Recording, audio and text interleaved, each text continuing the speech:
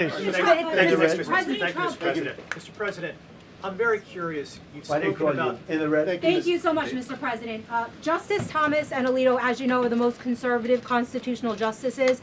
Do you think that you'll get to appoint 2 more justices later this term with similar ideologies?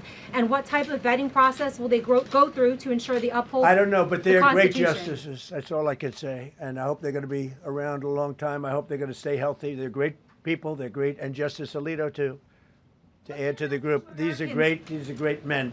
Right. They're with a great love of our country and a great understanding of the law. Mr. President, are you going to ask Congress to take additional action on tariffs now? No, I don't need to. It's already been approved. I mean, I would ask Congress and probably get it. When people look at the real numbers and you look at hundreds of billions of dollars that have come into our country. Yesterday, I was at a steel plant, as you know, and I went to great place, great plant, great, wonderful people. And they were telling me, I said to them, you were there, a lot of the press in this room. Of course, I don't think this plane's big enough to take the press in this room, but a lot of the press right here. We were in Georgia. And I said to the owner, I made a speech at a factory. They make steel products. And I said, how are you? Nice to meet you. How's business? President, I'd love to kiss you. This is a very powerful man. I don't want to be kissed by that man, but a very powerful, strong man. He's been in the steel business for many years. His father started it. And he said, sir, I want to kiss you. I said, why? He said, because we were down to working 1 hour a week, and then you came in and imposed tariffs, and all of that foreign junk that they were dropping into our country stopped. And we're now going to double shifts, 7 days a week, and we may be very soon going to 24 hours around the clock, almost 7 days a week. He said, sir, I want to kiss you so badly. And I said, no, thank you. But you know what? He just to finalize it, he said, oh, this is a great place in Georgia. He said, all up and down the highway, same exact answer, sir. We're all going out of business. We're going to go bankrupt. We're all going out of business. And now every one of us are thriving, and we're hiring people like we haven't. He said, like I've never, and he's been in business for, I think, 45 years, like we've never hired before. That's because of tariffs. And we're going to keep it going the same way. And you're going to start to see the results in a year from now when all those factories start that are under construction right now. You see all the construction numbers are so good. Those construction workers are building factories that are going to be open, including not only AI, which is big, but car plants coming in from Canada, who ripped us off for 30% of our market. Mexico ripped us off for a big portion. Over the years, they've taken our market. They've taken our cars. They manufacture them in Japan, Germany, and all over the place because nobody's standing in this position. The position I have as President of the United States had the insight, the courage, well, I don't know what it is, to charge tariffs. You can make your product outside. You can put our people out of business. You can put everybody on the unemployment rolls. But if you're going to make a car in some other country, you're going to pay a 15, 20, 30% tariff. And those things would have never happened. We wouldn't have lost our business. Same thing with, as an example, Taiwan. Taiwan came in. They stole our chip business. They make chips. For 30 years longer, they made chip, and they put our companies. Intel would be now the largest company. I saved Intel. I literally saved it at the beginning of this administration. And now all those companies in Taiwan are building factories in Arizona, Texas, and various other places because they don't want to pay tariffs. They're all pouring into the United States. But just like that great patriot said yesterday, sir, what you've done, nobody thought was possible. And Steve Moore, a highly respected economist, came into my office yesterday. He said, you've done something nobody's ever done. 22 Nobel Prize winners in economics said we would right now be in a recession. And you said, no, we're going to have a booming country. We're going to have a booming country. You were right. All 22 were wrong, and you were right. This country is booming, and it's booming because of the election on November 5th. And it's booming for another reason. It's booming because of tariffs. Yeah, please. Go ahead. Thank you, Mr. President. You said ahead of this Thank you, Mr. decision President. that if the Supreme Yeah, Court please, ruled- go ahead. Thank you, Mr. President. What will you say to foreign nations who seek to renegotiate their deals? And what did you mean a moment ago when you said that the Supreme Court has been swayed by foreign interests? Well, I think that foreign interests are represented by people that I believe have undue influence. They have a lot of influence over the Supreme Court, whether it's through fear or respect or friendships, I don't know. But I know some of the people that were involved on the other side, and I don't like them. I think they're real slime balls.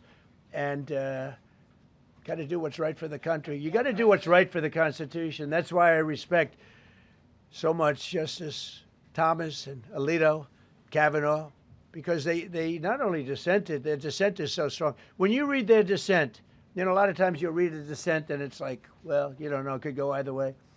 There's no other way. The good news is, it's like Justice Kavanaugh said, very strongly said, you have other ways you can go. You don't have to go that way. You can go other way. There are numerous other ways you can go. And frankly, this should have been done by presidents many years ago.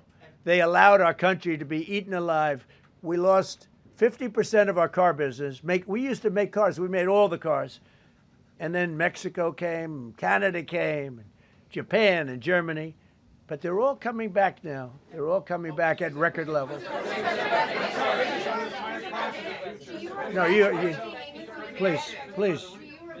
I'm not talking to you. I'm talking. I don't talk to CNN. It's fake news. Go ahead. Mr. President, yesterday you made the case that the economy is the hottest it's been in a long time. Right. January jobs report beat expectations, CPI report beat expectation, real wages are up. What would you tell Americans who are worried that this decision will kind of throw the economy that you have projected going in the right direction at a very rapid pace off track? Well, thank you for the question. And I will say this. We really are at a very important point. I've been waiting for this decision so long. They could have made this decision a long time ago.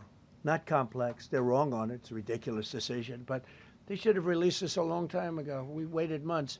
And that gave uncertainty. Now we have certainty. And I think you're going to see the country get much stronger because of it. Look, we were ripped off by almost every country in the world. If you look at the surpluses, almost every country in the world that did business with us, our people were stupid. And I blame presidents for it because they're ultimately the leader. We were being ripped off by almost every single country in the world, had some massive surpluses. China had hundreds of billions of dollars in surpluses with the United States. They rebuilt China. They rebuilt the army. We built China's army by allowing that to happen. I have a great relationship with President Xi, but he respects our country now. Now, what we've done, I charged China a 20% tariff as a penalty for sending fentanyl in.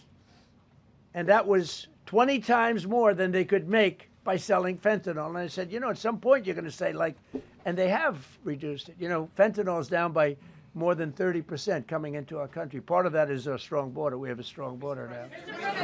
But thank you. Thank you for your question.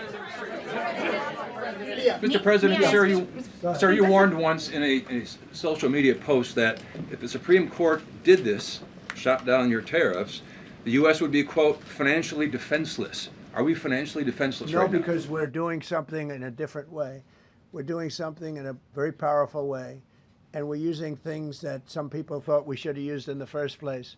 But it's more complicated. It's a little more complicated. The process takes a little more time, but the end result is going to get us more money, and I think it's going to be great. Yeah, please. Peter, go ahead. Thank you, President Trump. So, since Liberation Day, there's about $175 billion in tariff revenue that is now in limbo. Do you have to refund $175 billion? Think of it, Peter. Very fair question. They take months and months to write an opinion, and they don't even discuss that point. We've taken in hundreds of billions of dollars, not millions, hundreds of billions of dollars. And so I said, well, what happens to all the money that we took in? It wasn't discussed. Wouldn't you think they would have put one sentence in there saying that keep the money or don't keep the money, right? I guess it has to get litigated for the next 2 years. So they write this terrible, defective decision, totally defective. It's almost like not written by smart people. And what they do, they don't even talk about that. Your question is very basic. That was the first question I asked also to make you feel good. I said, what about all the money that we've taken in? Sir, they don't discuss that. How crazy is that? What you're saying is, are you saying that you don't plan to honor refunds for companies that file for them? I just told you the answer, right? I told you the answer. It's not discussed. We'll end up being in court for the next 5 years. Go ahead, Green. Thank you, Mr. President. When you are talking about the relationship with countries that you have sought trade deals with, do you anticipate that they will seek to renegotiate those? What do you say to them? And do you view this as a potential undermining power for your We're negotiations? going straight ahead with 10% straight across the board, which was the absolute right to do. And that's taking place. That's a lot of money coming into our country. And then during that period of about 5 months, we are doing the various investigations necessary to put fair tariffs or tariffs, period, on other countries. So we're doing that period, but we're immediately instituting the 10% provision, which we're allowed to do. And in the end, I think we'll take in more money than we've taken in before. Mr. President, you've used the tariff revenue to pay for a host of federal policies. You claim that they will pay for them. What happens Well, to like those the things? farmers, we took care of farmers. You know, the farmers were mistreated by foreign countries very badly, very, very badly. And last week I gave them $12 billion out of tariff money. We intend to, out of tariff money, because just so you understand, we have tariffs. We just have them in a different way. And now they've been confirmed by the Supreme Court of the United States. So there's no longer that question out there about tariffs. And we'll be taking in hundreds of billions of dollars. And countries that have treated us badly will have to pay a price for treating us badly. And countries that have been good to us will be treated very well. We just left the top person in a place called Vietnam, just left my office. Great gentleman, strong and smart. He said, you know, I think this means you're allowed to charge us more tariffs than before. And Canada said to Jameson, I might want to say it, Jameson, but Canada said, I hope you win this decision, because if you don't win, you'll actually be allowed to charge us, with a little additional work, higher tariffs. Jameson, you want to comment on that?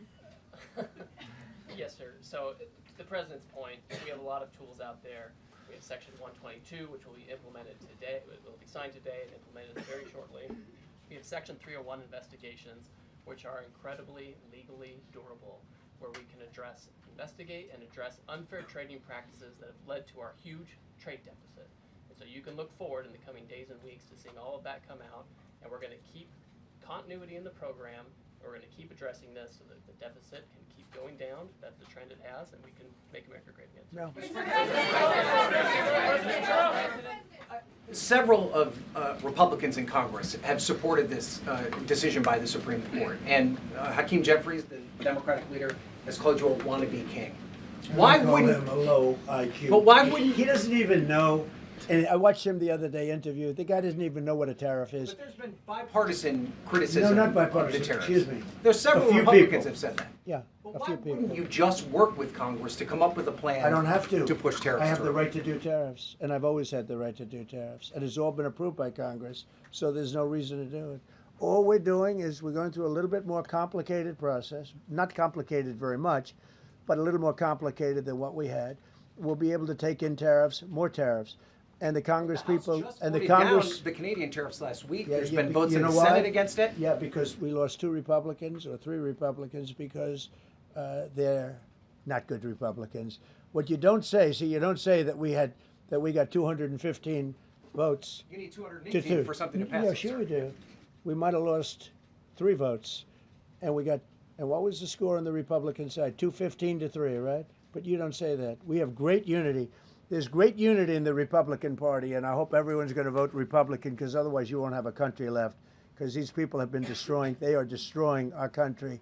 Please. Mr. President, the 122 tariffs, that 10%, Yeah. is that going to be for 150 days, or do you want to charge that indefinitely? We have a right to do pretty much what we want to do, but we're going to charge it starting effectively, I think it's 3 days from now. Yeah, please.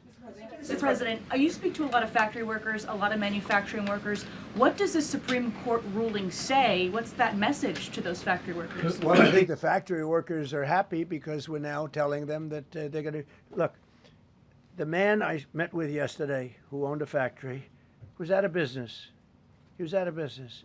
And now he's employing 5 times. In fact, I walked in, he's got a brand new crane. I said, how old is that crane? We got it in December. He's allowed to write it off in 1 minute. The Great Big Beautiful Act gave no tax on tips, no tax on Social Security, no tax on overtime. He said this great big beautiful bill, frankly, has been the best thing that's ever happened for the workers of the, much more so than for rich people. The only thing it does for rich people, it allows them to hire a lot more people. But when I saw him, and then he said, it's all up and down the line. This is a place in Georgia, all up and down, other factories doing different, not only steel products, different. He said, every one of us was out of business. We could barely make it. Some of them were down to less than an hour a week. Think of it, 1 hour a week to make just a few little trinkets or whatever they make. Now they're going round the clock. I had it a month ago. I went to Michigan, went to Ford, and I met with Bill Ford, the head of Ford, and we were in one of the biggest plants, an original plant from the early 1900s, where, by the way, I might add this, it's not really relevant, but it's all relevant. Murders are down the lowest since 1900, around the time that he had this plant. That's 125 years. We have the lowest murder rate. Okay. And our crime is way down in the country. The factories that we're talking about, the people that we're talking about, they are so thrilled with Trump. So whether we charge IEEPA tariffs or whether we charge tariffs under a different section, that's what we're going to be doing. There's no way we can lever. This is what happened to our country. This is why we owe $38 trillion, which we'll get rid of in pretty good course. We have a very incompetent Fed chairman who likes high interest rates. For political reasons, he likes them. But we're going to have somebody very good. Interest rates should come down very substantially. I think we should pay the lowest interest rates on the planet. There should be no country, and we don't do that. We're number 38. This is just bad policy for a long period of time. But what's happened is we've made America strong again. We've made America great again. We should pay. As an example, the country of Switzerland, we were getting almost no tariffs from them. We had a $40 billion deficit. And the prime minister called me up. She said, but we are a small country, because I said we're going to raise it to 39% from nothing. That would have rendered them not very successful, as opposed to right now they're considered elite. But if we put a tariff, they would, and I realized then, she said, but sir, we are a small country. I said, you're a small country with a big deficit. For us, you're making a lot of money off the United States. If we do that, a lot of these elite countries, they're elite because we let them make so much money. And I want them to do well, but I don't want them to do well on the backs of the American taxpayer. So I appreciate your question. I think it's a reasonable answer. President Trump, you said that you were disappointed with that, but were you surprised with this decision? What you felt when you... I was surprised because I thought that what we did was, number one, according to, I mean, I read the paragraphs. I read very well. Great comprehension. I read everything there is to read, and I said, we can't lose this case.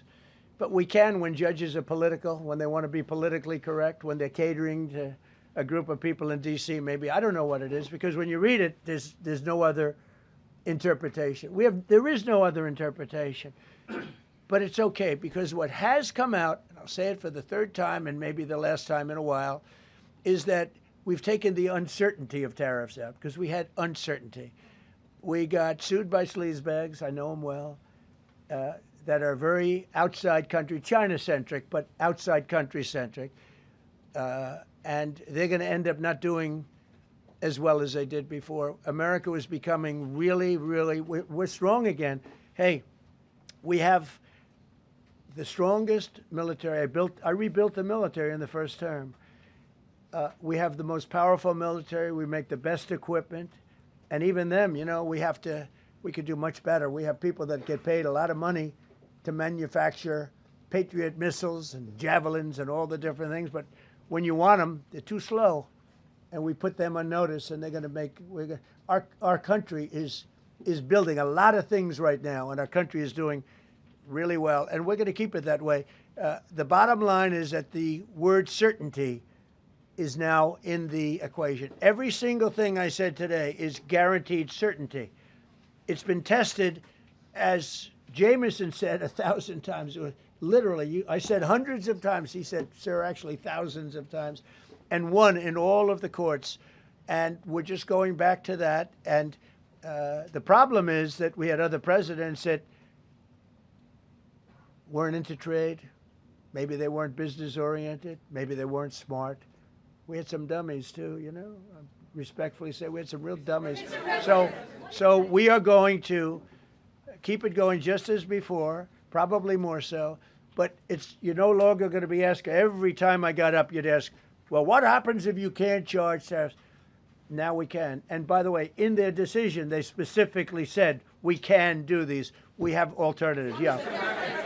David, on the trade deals that were negotiated using IEEPA tariffs, Yeah. do those stand now, or are they have to be Well, redone? some of them stand. Many of them stand. Some of them won't, and they'll be replaced with the other tariffs. Mr. President, on the Supreme Court justices who ruled against this the policy, striking it down, are they still invited to your State of the Union next week? And will you speak with them? They are invited, barely. Barely. 3 are happily invited. No, they're barely invited. Honestly, I couldn't care less if they come, okay? Thank you, Mr. President. Go ahead. Thank you, Mr. President. On the trade deal, which is the framework which is to be signed with India sometime soon, will that stand now? And on the decision, nothing changes? No, nothing changes. They'll be paying tariffs, and we will not be paying tariffs. Our deal with India is they pay tariffs. This is a reversal from what it used to be, as you know. India, and I think Prime Minister Modi is a great gentleman, a great man, actually, but he was much smarter than the people that he was against in terms of the United States. He was ripping us off in India. So we made a deal with India, and it's a fair deal now, and we are not paying tariffs to them, and they are paying tariffs. We did a little flip. Are up as of now for this. Mr. President. No, the India deal is on here. Thank you so much, Mr. President. All the deals are on. We're just going to do it a different way. Mr. President. Thank you so much, Mr. President. I think there is another war that you stopped and you should take the credit, which is in Syria. Secretary Rubio, after his meeting in Munich with the Syrian Foreign Minister and the Kurdish General Muslim Abdi, he said that President Trump was directly involved in efforts to stop the fighting between the Kurds and the Syrians. How will your administration make sure that this peace is sustained? And do you support the idea Well, it's a very different topic, and so I don't want to spend a lot of time. But all I can say is that the president of Syria, who I essentially put there, is doing a phenomenal job. He's a rough guy. He's not a choir boy. A choir boy couldn't do it. But Syria is coming together, really coming together well. And thus far, he's been very good to the Kurds. Yeah. Sir, thank you. Mr. President, what's your message to the Iranian people after 2 rounds of talks with them? Do you have any message to the Iranian people? The Iranian people in Iran or people here? People in Iran. They better negotiate a fair deal. They better negotiate. You know, the people of Iran are a lot different than the leaders of Iran. And it's very, very sad situation. But 32,000 people were killed over a relatively short period of time. They were going to hang 800, 2 weeks ago, hang, some by crane. They lift them up with a tall crane, and they play them around the square. They were going to hang 837 people. And I gave them the word, if you hang one person, even one person, that you're going to be hit right then and there. I wasn't waiting 2 weeks and negotiating. And they gave up the hanging. They didn't hang 837. Supposedly, they didn't hang anybody. But no, I feel very badly for the people of Iran. They've lived in hell. Please. Thank you, Mr. President, you mentioned multiple times foreign influence over the Supreme Court. Do you have evidence of that? And if not, will you investigate that? You're going to find out. What alternatives are you going to put into place in your relationship with Europe, and also those tariffs that have been called illegal? How they're going to go impact the relationship with Russia, that you sanctions Well, some I want countries? Europe to strengthen up. Europe has gone woke. Europe is not recognizable when you go into so many places. Not all countries. You look at Hungary. You look at Poland, Czech, Slovakia. There are some countries that have gone very much the opposite. Some really, and some others. But Europe has to be strong, and they become soft and not recognizable. You go into some of the countries, I don't want to be specific, but I think everyone knows what I'm talking about, and they're not recognizable. They become, the environmentalists have taken over. They've got windmills destroying their fields and their beautiful meadows and their oceans, and they're paying a fortune. Now, Europe has to get smart. Europe's getting killed on two things, energy and immigration. And if they don't solve both of them fast, Europe is not the same place. Yeah, please. Justices Gorsuch and Barrett, are you surprised in particular by their decision today? I And am. do you regret nominating them? I don't want to say whether or not I regret. I think their decision was terrible. Yeah. I think it's an embarrassment to their families. You want to know the truth? The two of them. Yeah. Specifically on that Say it again, $2,000 please. tariff check. Mr. President. I didn't call you. You didn't call me? Yeah, Mr. President, to be clear, do you believe at the end of implementing these new tariff tools, the tariff rate and tariffs will ultimately be higher than they currently are? Potentially higher. How much higher? It depends, whatever we want them to be. But we want them to be fair for other countries. And, you know, we have some countries that have treated us really badly for years, and it's going to be high for them. And we have other countries that have been very good, and it's going to be very reasonable for them. Yeah. Specifically on the tariffs question, I mean on the $2,000. I didn't call you. Mr. President, thank you, Mr. President. Do you have any plans to travel to India for the Quad Summit, and how do you think your relationship with India is right now? I think my relationship with India is fantastic, and we're doing trade with India. India pulled out of Russia. You know, India was getting its oil from Russia, right? And they pull way back at my request because we want to settle that horrible war where 25,000 people are dying every month. And my relationship with Prime Minister Modi is, I would say, great. I also stopped a war between India and Pakistan, as you know. There were 10 planes we shot down. That war was going, and probably going nuclear. And just yesterday, the Prime Minister of Pakistan said President Trump saved 35 million lives by getting them to stop. That's and I did it largely with tariffs. I said, look, you're going to fight, that's fine, but you're not going to do business with the United States, and you're going to pay a 200% tariff, each country. And they called up and they said, we have made peace. Okay? I just want to thank you all. Look, great certainty has been brought back to the economy of the United States, and actually the economy of the world, because we generate so much in the world. We're the biggest in the world, and we're now the strongest by far. We were a country that was dead 1.5 years ago. Now we have the hottest country in the world. We're going to keep it that way. Thank you very much, everybody. Thank you. Thank you very much. Thank you, Mr. President. Did you say 32,000 were killed in Iran, sir?